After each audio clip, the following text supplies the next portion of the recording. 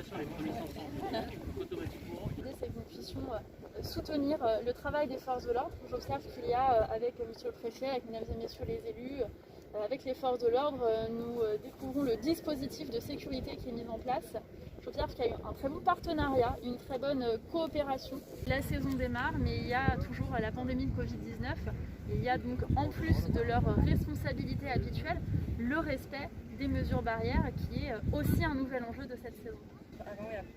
Vous savez, il y a un engagement très fort du gouvernement. Le président de la République l'a dit lors de sa prise de parole, il veut une tolérance zéro vis-à-vis des actes non seulement d'incivilité mais aussi de délinquance. Et donc avec le ministre de l'Intérieur Gérald Darmanin, nous sommes mobilisés, nous sommes sur le terrain et je crois qu'il est toujours important que les ministres sortent de leur bureau, ne restent pas à Paris et viennent sur le terrain avec les élus échanger, voir comment les choses se passent avec les préfets, avec les forces de l'ordre et venir non seulement leur adresser ce message de soutien mais voir aussi ce qui peut être évidemment amélioré, notamment en termes de moyens, et ça nous nous y attelons avec le ministre de l'Intérieur. Le préfet, on a un dispositif d'environ 70 gendarmes, une quinzaine de sous-officiers de gendarmerie, une cinquantaine de réservistes de la gendarmerie, qui sont pour part des anciens de la gendarmerie qui sont en retraite et qui, dans les premières années de leur retraite, servent comme réservistes. Et on a des jeunes aussi qui souhaitent servir dans la réserve. Autrement dit, la sécurité, elle est assurée par des gens qui sont vraiment ancrés dans le territoire. Il y a quand même pas mal de gens qui nous disent on est content de vous voir, c'est rassurant. On a un moyen de déplacement aussi qui est quand même adapté. Vous êtes dans la proximité avec la population, à vélo on peut venir vous parler facilement, vous pouvez discuter avec les gens.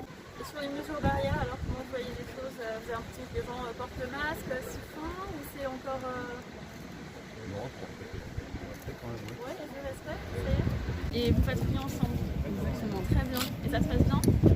Parfait. D'accord, il y a un bon mélange, une bonne intégration des réservistes.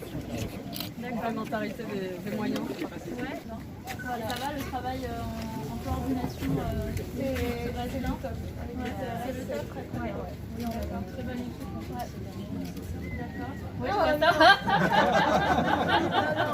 Non, mais vraiment, le fait d'être avec les CRS sur des interventions, c'est vraiment très important parce que nous, en tant que civils, on a des fois du mal à se faire respecter. Et vraiment, le fait d'avoir l'appui des CRS qui est derrière, c'est très, franchement, c'est très important.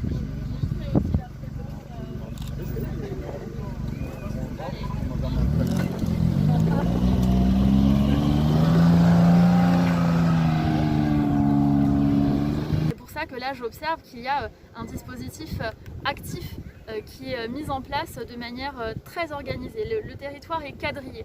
Vous avez là des CRS, des pompiers, j'étais précédemment avec les brigades de gendarmerie. Chacun est dans son rôle et avec une palette et une variété de dispositifs pour se déployer, qu'il s'agisse des chevaux, qu'il s'agisse des motos, qu'il s'agisse des voitures, qu'il s'agisse des véhicules pour se déplacer sur le sable.